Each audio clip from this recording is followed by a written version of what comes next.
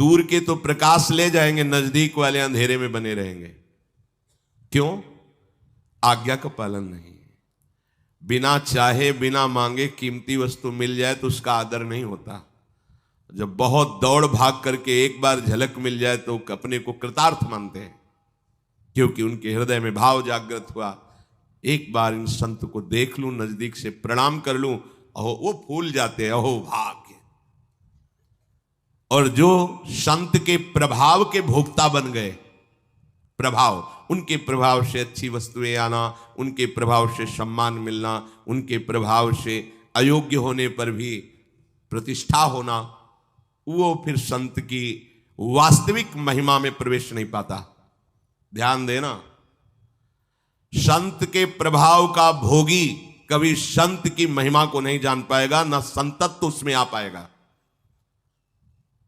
उनके प्रभाव को हमें भोगना नहीं है, हमें उनकी आज्ञा पर वैसे ही प्रभाव वाला बनना है। जहां हमारे गुरुदेव की स्थिति वहीं हमें पहुंचना है। भगवान और भगवान का वैभव दो हिस्से हो गए। ये संसार भगवान का मायाकृत वैभव है। भगवान का भक्त सिर्फ भगवान को चाहता है, उनके वैभव को नहीं।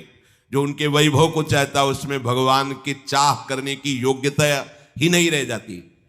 ऐसे ही गुरुदेव और गुरुदेव का वैभव, जो गुरुदेव को चाहता है वैभव उसके पीछे डोलता है, और जो गुरुदेव के वैभव को चाहता है वो गुरुदेव की चाह ही नहीं कर पाएगा, वो गुरुदेव को समझ ही नहीं पाएगा। इसलिए जो संत महात्माओं की आज्ञा के अनुसार उनके हृदय की स्थिति प्राप्त करने पर अपना जीवन कृतार्थ समझते हैं, वही वास्तविक संत का लाभ ले लेते। नहीं तो उनके प्रभाव से देखा गया है, महापुरुषों के प्रभाव से दुनिया का वैभव उनके चरणों में लुटता है। वो वैभव भोगी जान ही नहीं पाते कि हम किन के पास हैं, हमें क्या लेना था इनसे, क्या लेके रह गए।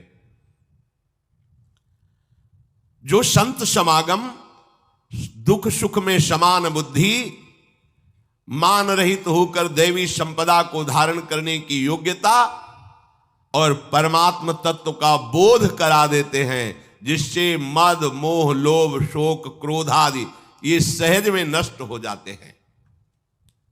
ऐसे भगवत प्रेमी महात्माओं का सेवन सेवत साधु द्वैत भय भागे,